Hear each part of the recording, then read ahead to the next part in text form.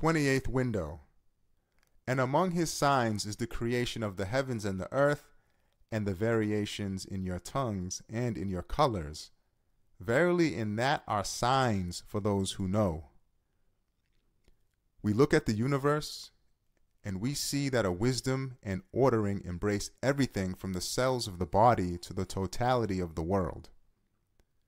We look at the cells of the body, and we see that through the command and according to the law of one who considers what is beneficial for the body and administers it, there is a significant management in those minuscule cells.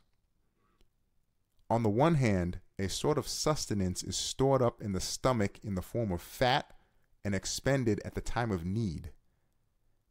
And on the other, in those tiny cells, there is a regulation and storing up. We look at plants, and a most wise planning and nurturing are apparent. We look at animals, and we see a rearing and nurturing which are generous to the utmost degree. We look at the mighty elements of the universe, and we see a majestic government and illumination following momentous aims. We look at the universe as a whole, and we see a perfect ordering for exalted instances of wisdom and elevated aims, as though it was a country, a city, or a palace.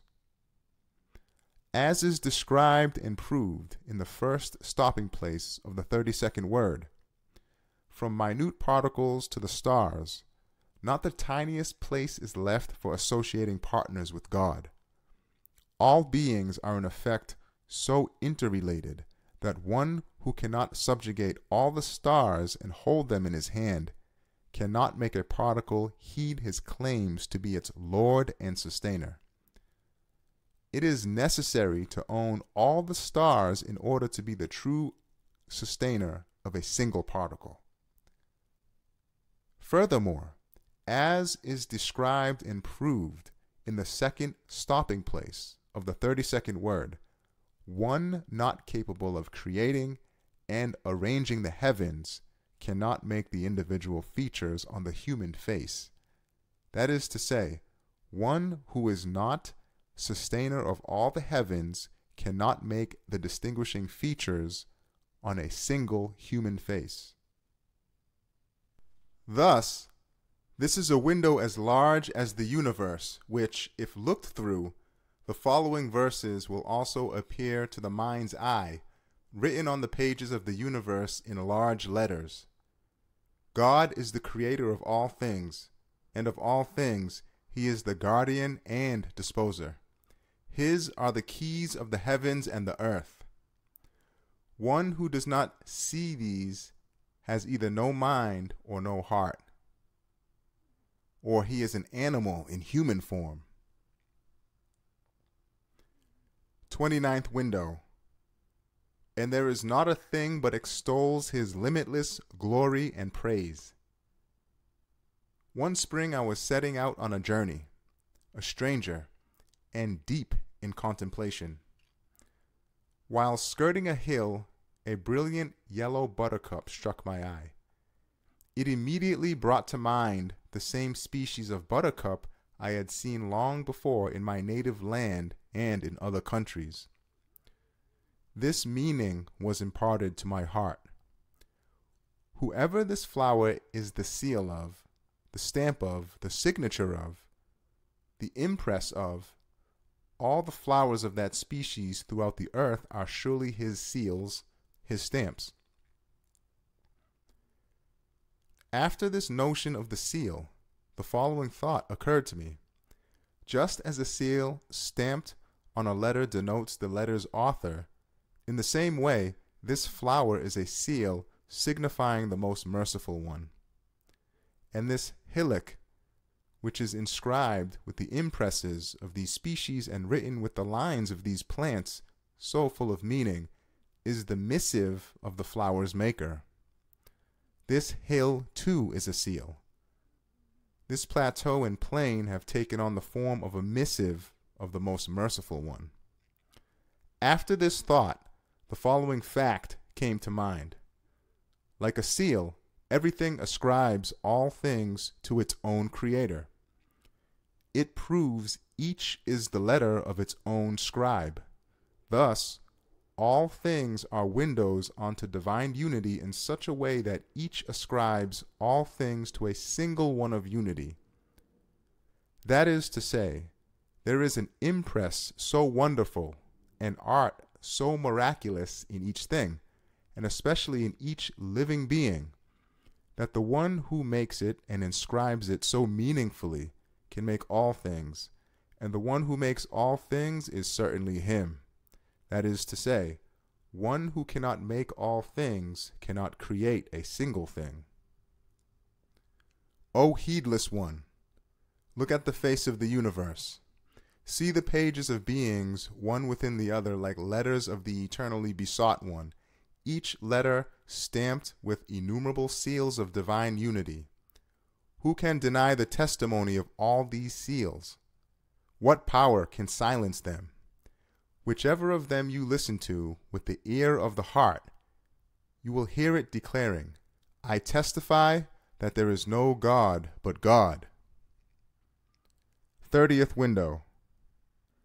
If there were in the heavens and the earth other gods besides God, there surely would have been confusion in both. Everything will perish save his countenance. His is the command, and to him shall you return. This is the window of the scholars of theology, kalam, based on contingency and createdness, and their highway for proving the necessarily existent one. For all the details, we refer you to the scholars' great books like Sharh al-Mawaqif and Sharh al-Maqasid, and here only demonstrate one or two rays which spill on the spirit from the effulgence of the Quran and this window. It is as follows. It is the requirement of dominion and rulership not to accept rivals. They reject partnership. They repudiate interference. It is because of this that if there are two headmen in a village, they will destroy its tranquility and order. Or, if there are two chief officials in a district or two governors in a province, they will cause chaos. Or if there are two kings in a country, they will cause complete and stormy confusion. Since a pale shadow and petty example of dominion and rulership in impotent human beings needy for assistance does not accept the interference of rivals, opponents, or peers, then you may compare how fully a rulership which is in the form of absolute sovereignty and a dominion at the degree of dominicality will enforce that law of the rejection of interference in one possessing absolute power. That is to say, the most definite and constant necessity of Godhead and dominicality are unity and singleness. The clear proof and certain testimony to this are the perfect order and beautiful harmony in the universe. There is such an order from the wing of a fly to the lamps in the heavens that the intellect prostrates before it in wonder and appreciation, declaring, Glory be to God! What wonders God has willed! How great are God's blessings! Had there been an iota of space for partners to God, and had there been interference, as the verse, if there were in the heavens and the earth other gods besides God, there would have been confusion in both, indicates the order would have been destroyed, the form changed, and signs of disorder would have appeared.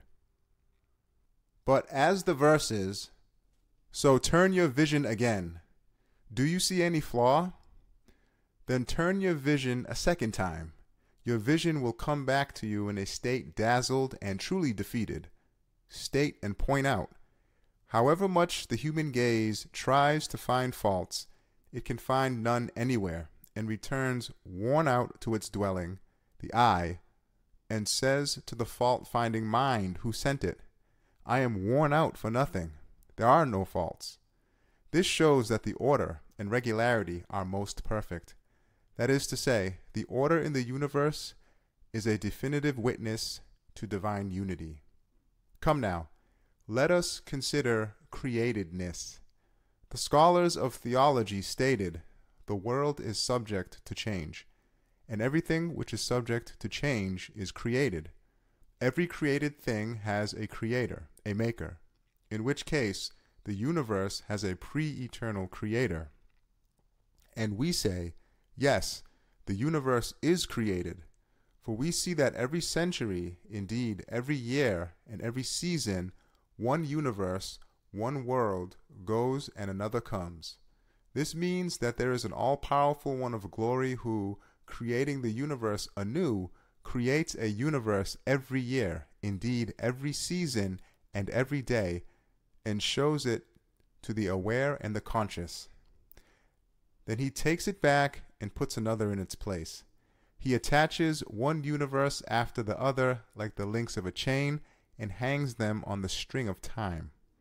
For sure, the universes, which appear from nothing and disappear before our eyes every spring, each a new universe, the same as this world, are miracles of the power of the omnipotent one who creates them. The one who continuously creates and changes the worlds within the world most definitely created the world too. And he made the world and the face of the earth a guest house for those great visitors. Now let us come to the discussion of contingency. The scholars of theology said, contingency is equal in regard to both existence and non-existence. That is, if existence and non-existence are both equally possible, one who will specify, prefer, and create is necessary. For contingent beings cannot create one another in uninterrupted and never-ending chains of cause and effect. Neither can one create another, and that the next in the form of causation. In which case, there is a necessarily existent one who creates them. They rendered null and void the never-ending causal sequences with the famous 12 categorical proofs called the latter argument, and demonstrated causality to be impossible. They cut the chains of causes and proved the existence of the necessarily existent one.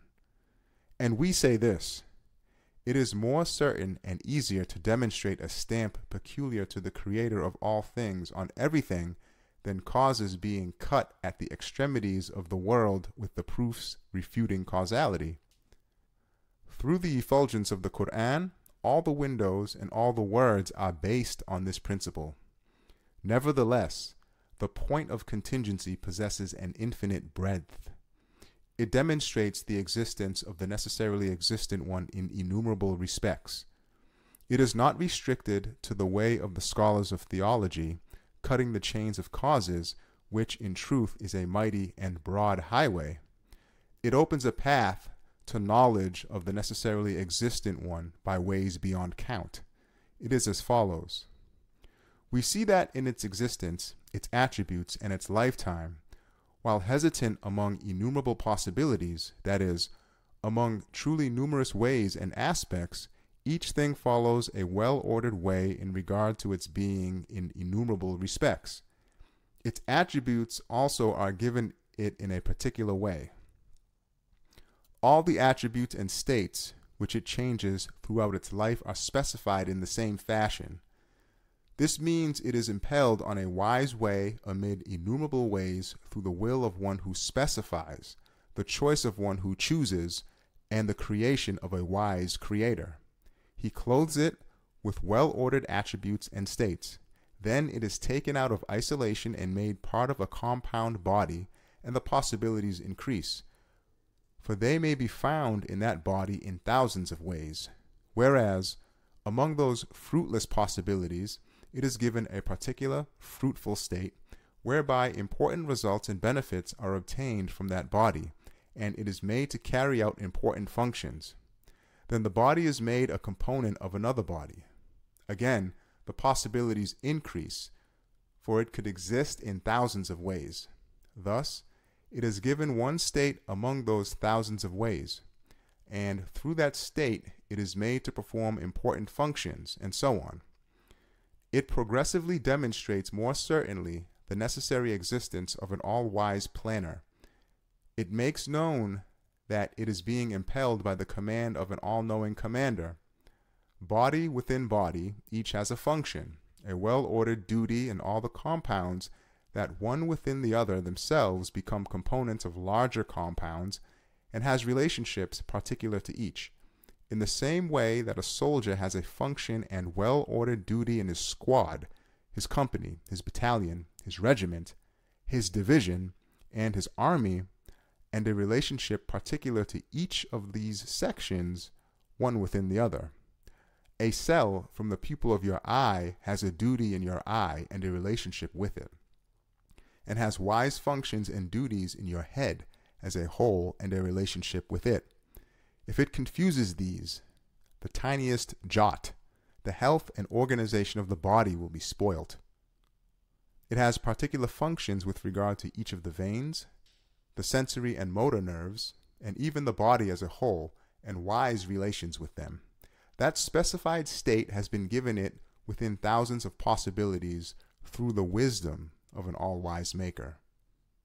In just the same way, each of the creatures in the universe testifies to the necessarily existent one through their particular being, the wise form, the beneficial attributes given it among numerous possibilities. So too, when they enter compounds, those creatures proclaim their maker with a different tongue in each compound. Step by step, till the greatest compound, through their relations, functions, and duties, they testify to the necessary existence, choice, and will of their all-wise maker. Because the one who situates a thing in all the compounds while preserving its wise relations must be the creator of all the compounds. That is to say, it is as though one single thing testifies to him with thousands of tongues. Thus, from the point of view of contingency, the testimony to the existence of the necessarily existent one is as numerous, not as the number of beings in the universe, but as the attributes of beings and the compounds they form. O heedless one who does not hear this testimony, these voices which fill the universe, must be dead and unreasoning. Is that not so? Come on now, you say. 31st window. We have created man in the best of forms. And in the earth there are signs for those who are certain, and in your own selves. Will you not then see? This window is the window of man, and it is concerned with man's self. For more elaborate discussions of it in this respect, we refer you to the detailed books of the thousands of learned and scholarly saints, and here only point out a few principles we have received from the effulgence of the Quran. It is like this.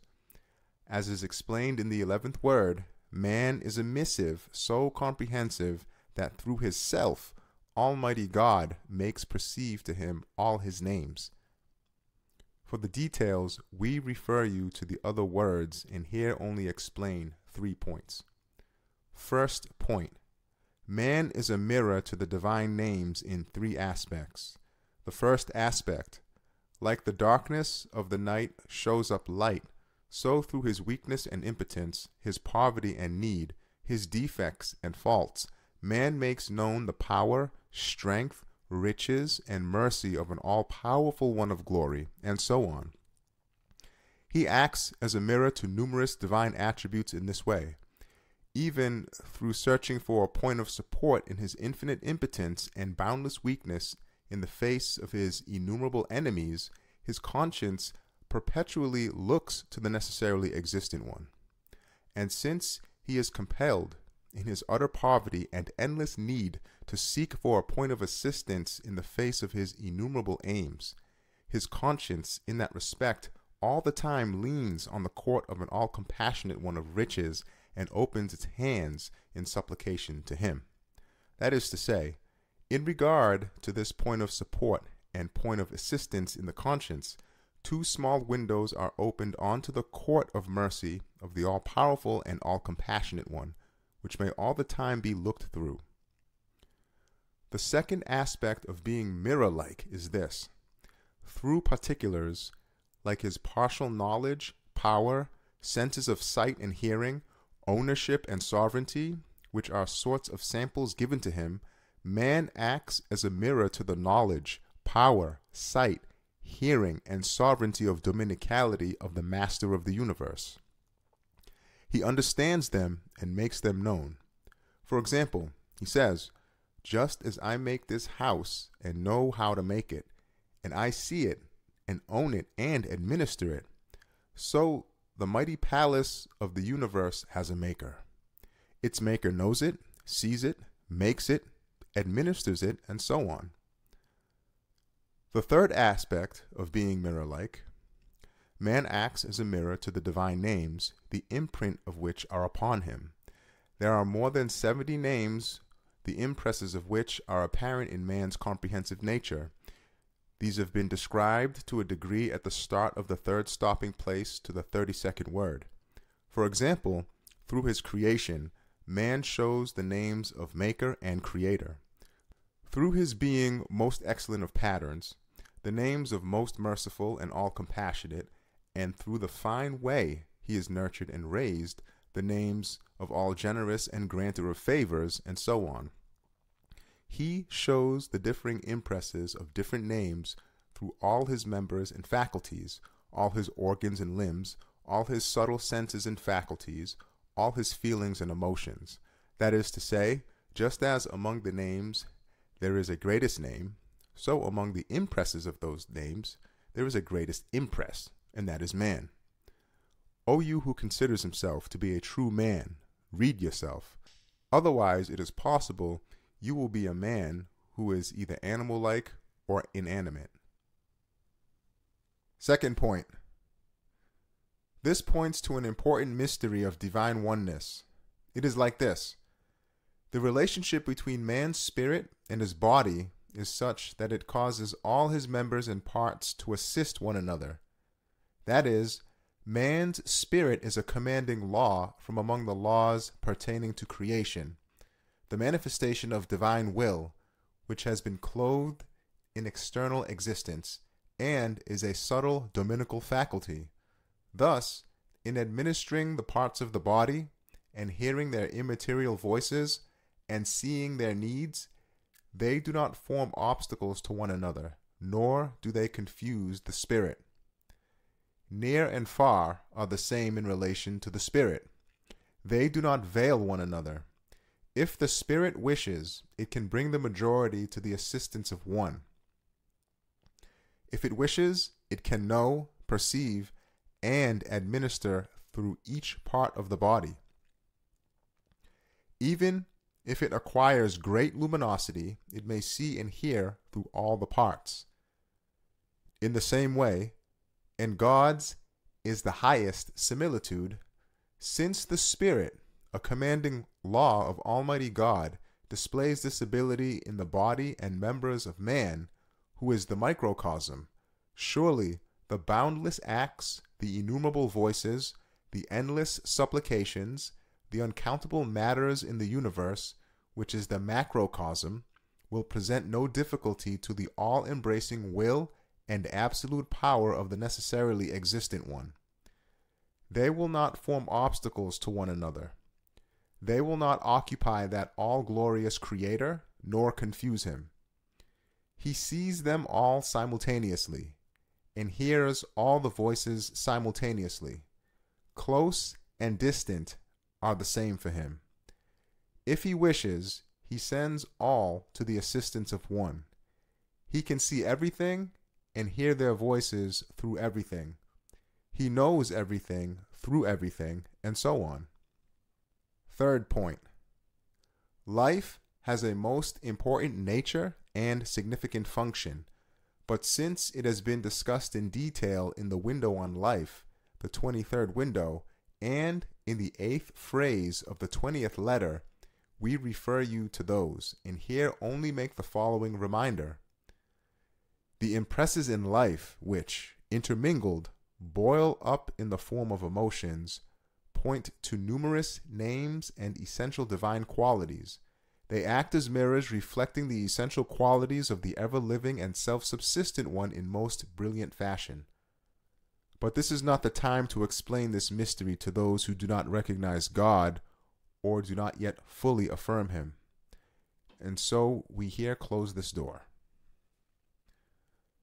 32nd window. It is he who has sent his messenger with guidance and the religion of truth to make it prevail over all religion, and God is sufficient as witness. Say, O men, I am sent unto you all as the messenger of God, to whom belongs the dominion of the heavens and the earth. There is no God but he. It is he who gives life and death. This is the window of the Prophet Muhammad, peace and blessings be upon him, the son of the skies of messengership, indeed, the son of sons. Since it has been proved in the 31st word, the treatise on the Ascension, in the 19th word, the treatise on the prophethood of Muhammad, peace and blessings be upon him, and in 19 signs of the 19th letter, how luminous and evident is this most brilliant, large, and light-giving window. We shall think of those 2 words and that letter and its 19th sign, and refer the word to them. For now, we just say this: Muhammad, peace and blessings be upon him, the living, articulate proof of divine unity, demonstrated and proclaimed divine unity throughout his life with the 2 wings of messengership and sainthood, that is, with the strength that comprised the consensus of all the prophets who had preceded him and the unanimity of the saints and purified scholars who came after him. He opened up a window onto knowledge of God, as broad and brilliant and luminous as the world of Islam.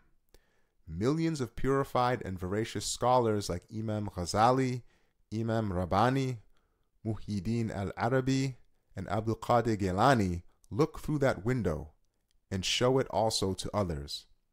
Is there any veil that can obscure a window such as this? Can the person who accusingly does not look through this window be said to possess reason? Come on, you say. 33rd window. Praise be to God, who has revealed to his servant the book, and has allowed no crookedness therein. Alif Lam Ra. A book which we have revealed to you, in order that you might lead mankind out of darkness into light. Think of all the windows we have mentioned as being a few drops from the ocean of the Quran. Then you will be able to compare how many lights of divine unity, like the water of life, the Quran contains. But even if the Quran, the source and origin and fountain of all those windows, is considered in an extremely brief and simple manner, it still forms a most brilliant, luminous, comprehensive window. To see how certain and shining and luminous this window is, we refer you to the treatise on the miraculousness of the Quran, the 25th word, and to the 18th sign of the 19th letter, and beseeching the merciful throne of the All-Glorious One, who sent us the Quran, we say, O our Sustainer, do not take us to task if we forget or unwittingly do wrong. O our Sustainer, let not our hearts deviate now after you have guided us. O our Sustainer, accept this from us. Indeed, you are the all-hearing, the all-seeing, and turn unto us. You are the oft-returning, most compassionate. Note: God willing, this 33rd letter of 33 windows will bring to belief those without belief, strengthen the belief of those whose belief is weak, make certain the belief of those whose belief is strong but imitative, give greater breadth to the belief of those whose belief is certain, lead to progress in knowledge of God, the basis and means of all true perfection for those whose belief has breadth, and open up more brilliant vistas for them. You cannot say, therefore, that one window is enough for me, because if your reason is satisfied, your heart wants its share as well, and so will your spirit want its share. Your imagination will also want its share of the light. The other windows are also necessary, therefore, for each contains different benefits. In the treatise on the ascension of the Prophet Muhammad, peace be upon him, it was primarily the believer who was addressed, while the atheist was in the position of listener. But in this treatise, it is the denier who is addressed, while it is the believer who is in the position of listener. This should be taken into consideration when looking at it. Unfortunately, due to an important reason, this letter was written with extreme speed. It has also remained in the state of the first draft. There will certainly therefore be some irregularities and defects in the way it is expressed, which are due to me. I request of my brothers, then, that they look at it with tolerance and correct it if they are able, and pray for my forgiveness. Peace be on those who follow guidance, and may those who follow their own desires be censured. Glory be unto you. We have no knowledge save that which you have taught us. Indeed, you are all-knowing, all-wise. O God, grant blessings and peace to the one whom you sent as a mercy to all the worlds, and to his family and companions, and grant them peace. Amen.